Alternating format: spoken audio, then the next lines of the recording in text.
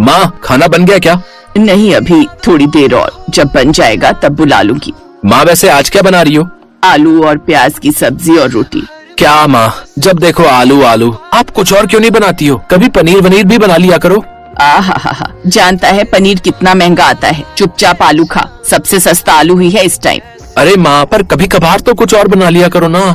अरे बेटा, 2 पैसे जोड़ना सीख, आगे काम आएंगे।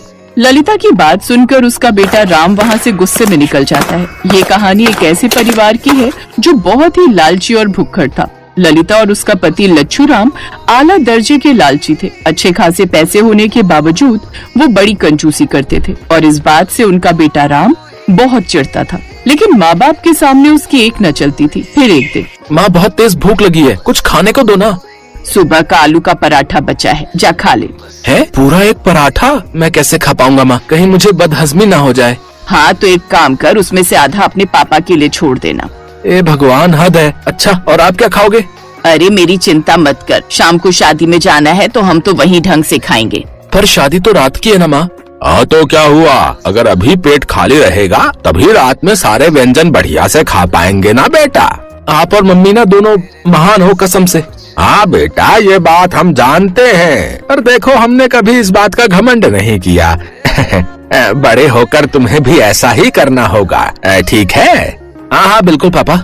लच्छू राम और ललिता ने उस दिन कुछ नहीं खाया और रात में शादी में उन दोनों ने गले तक भरकर खाना ठूसा। ये देखकर राम को बहुत शर्मिंदगी हो रही थी, लेकिन वो जानता था कि वो अपने माता पिता के स्वभाव को नहीं बदल सकता था। ऐसे ही वक्त गुजरता चला गया। अब राम बड़ा हो गया था। वो रश्मि नाम की एक लड़की से प्यार करने लगा, लेकिन समस्या ये थी कि रश्मि एक गरीब घर की लड़की थी।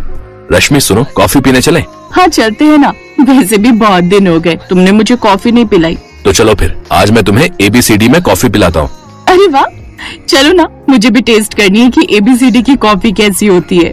राम रश्मि को लेकर मशहूर कॉफी शॉप ABCD गया। वो दोनों एक दूसरे का हाथ पकड़कर बातें कर रहे थे। तभी राम ने शॉप के बाहर देखा जहाँ उसके पापा और मम्मी कंधों पर बड़े बड़े थैले टांग कर चल रहे थे। पापा मम्मी यहाँ क्या कर रहे हैं? हे भगवान, अगर इन्होंने मुझे यहाँ बैठे देख लिया तो मेरी खैर नहीं। क्या करूँ, अब कहाँ जाऊँ? अपने पापा और मम्मी को देखकर राम वहीं टेबल के नीचे कुछ ढूंढने का बहाना करके छुप गया। उधर रश्मि ने ललिता और लच्छू राम को पहचान लिया। राम, देखो तुम्हारे मम्मी पापा, देखो ना, ऊपर आओ।